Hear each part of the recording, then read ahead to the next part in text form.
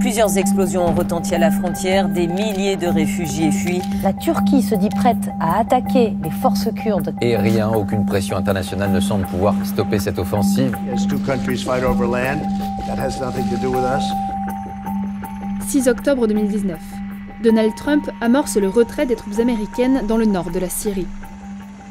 Cette décision est synonyme d'un feu vert donné à la Turquie pour enclencher une invasion. L'objectif turc, écraser les forces kurdes qui contrôlent ce vaste territoire, ici.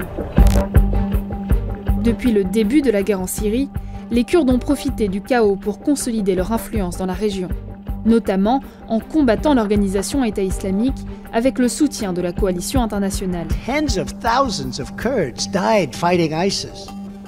Alors que leurs alliés américains se retirent de la frontière au lancement de l'offensive turque, les forces kurdes, elles, se retrouvent seules.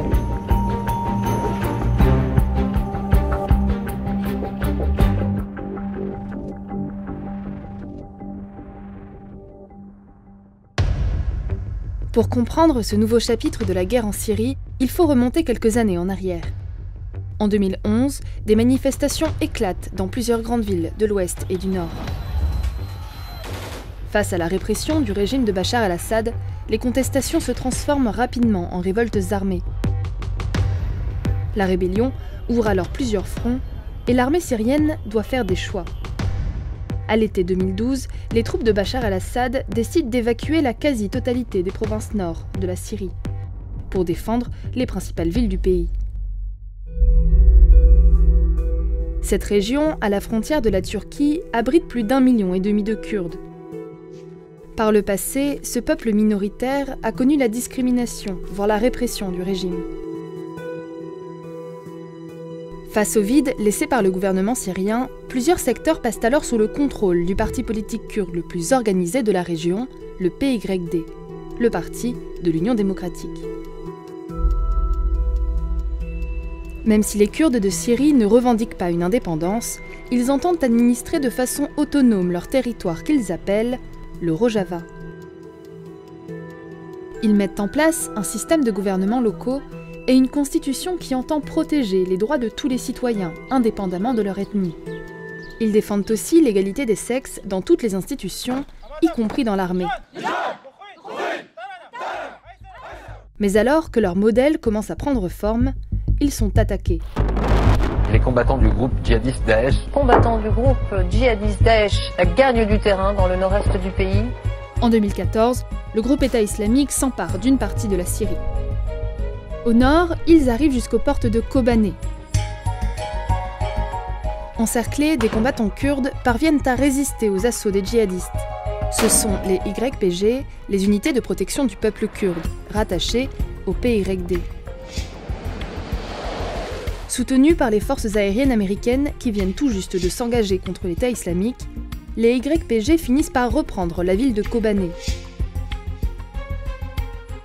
Cette victoire marque un tournant dans la guerre contre l'EI. Dès lors, les forces kurdes, soutenues par l'aviation américaine, deviennent une des forces principales de lutte contre le groupe terroriste. À mesure que les YPG libèrent les villes aux mains des djihadistes, ils intègrent des populations et combattants arabes dans une nouvelle coalition militaire, les Forces démocratiques syriennes. Et crée en 2016 la Fédération démocratique du nord de la Syrie. Mais la création de ce territoire pose problème, en particulier à un homme, Recep Tayyip Erdoğan, le président de la Turquie. Le président Erdoğan est opposé à la création d'un territoire autonome kurde à sa frontière du fait du conflit qui l'oppose déjà aux Kurdes de Turquie. Oui, car les Kurdes ne vivent pas simplement en Syrie. Le peuple kurde recouvre en réalité 4 territoires différents, notamment la Turquie, où il représente 18% de la population. Depuis les années 1980, le gouvernement turc est en guerre contre une organisation kurde armée appelée le PKK, le Parti des travailleurs du Kurdistan. Cette organisation, considérée comme terroriste par la Turquie, les États-Unis et l'Union européenne, s'est battu pendant une quarantaine d'années pour une indépendance, puis pour une reconnaissance de l'identité kurde en Turquie. Pour ça, ils ont déjà revendiqué des attentats dans le pays.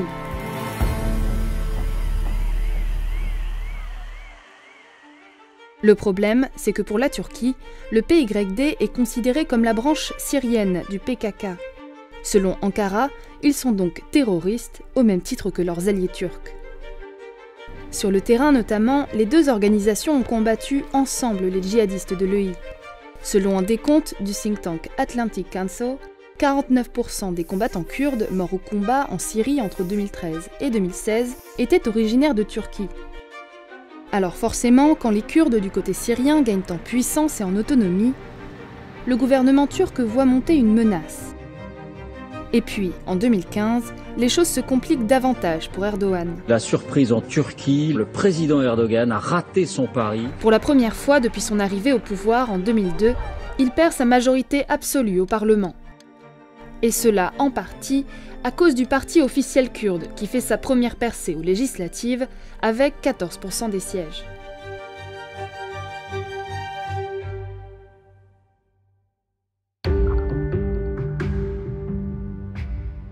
Alors, pour récupérer cette majorité, Erdogan décide de jouer la carte de l'ultranationalisme.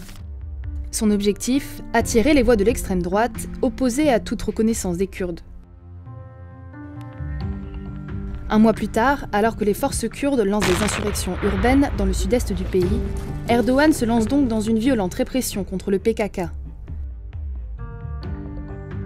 Selon l'ONG International Crisis Group, plus de 2000 personnes perdront la vie dans ces combats entre 2015 et 2016, y compris plusieurs centaines de civils. Dans les mois qui suivent, des attentats font des dizaines de morts dans plusieurs villes du pays. Certains sont revendiqués par le PKK ou des branches dissidentes radicales du groupe. Mais la Turquie ne s'arrête pas là. En août 2016, sans aucun mandat international, l'armée turque lance une première opération militaire en Syrie. Officiellement pour attaquer les dernières positions de l'organisation État islamique, mais dans les faits, ils s'en prennent aussi aux combattants kurdes et s'emparent d'une partie du territoire syrien. Pour cela, ils s'appuient sur l'aide de groupes armés issus de l'armée syrienne libre, des rebelles opposés au régime de Bachar el-Assad depuis le début du conflit syrien.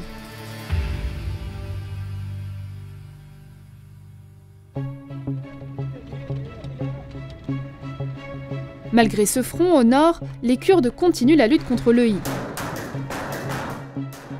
Et fin 2017, la ville de Raqqa tombe. L'organisation État islamique perd ainsi sa capitale autoproclamée. C'est une importante victoire pour les Kurdes, mais en réalité, elle va avoir un effet pervers.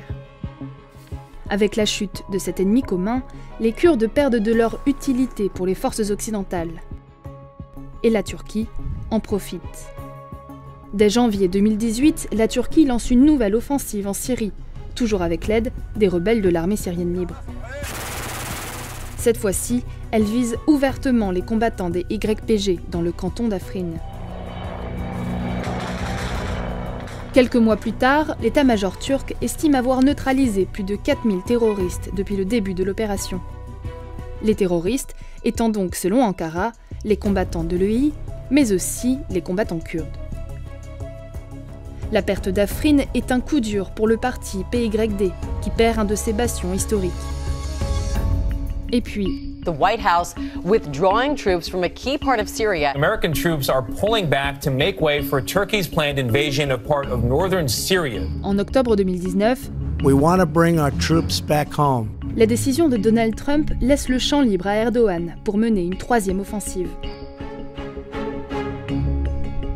Son objectif reste le même, éliminer les combattants kurdes.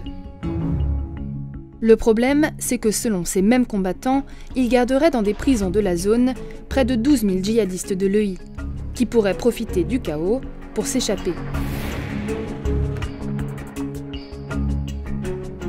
Mais selon Erdogan, cette invasion a un deuxième objectif. Il souhaite créer dans le nord de la Syrie ce qu'il appelle une zone tampon, et y transférer une partie des 3,6 millions de réfugiés installés sur son territoire. Lâchés par l'armée américaine, les Kurdes ont dû se résoudre à se tourner vers leur seul potentiel allié, le régime syrien. Mais cette alliance ne sera pas gratuite, car Damas, soutenu par les Russes, entend réimposer sa souveraineté sur l'ensemble de la Syrie.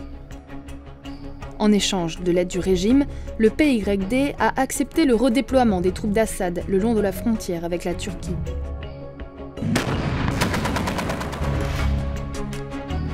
Dans ce nouveau chapitre de la guerre en Syrie, les Kurdes sont plus vulnérables et leur rêve de territoire autonome risque bien d'être menacé.